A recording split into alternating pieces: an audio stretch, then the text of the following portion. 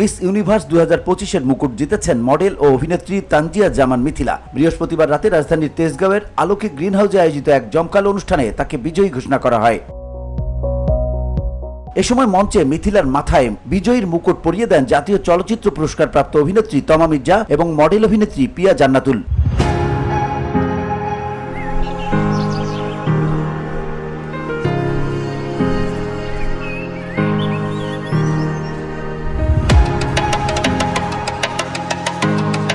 এর আগে 2020 সালে মিস ইউনিভার্স বাংলাদেশে অংশ নিয়ে খেতাব জিতেছিলেন মিথিলা। তবে করোনা পরিস্থিতির কারণে সে বছর আন্তর্জাতিক মঞ্চে অংশ নিতে পারেননি তিনি। তবে এবার তিনি প্রতিনিধিত্ব করবেন 74তম মিস ইউনিভার্স প্রতিযোগিতায়, যা আগামী নভেম্বর মাসে অনুষ্ঠিত হবে থাইল্যান্ডের ব্যাংককে।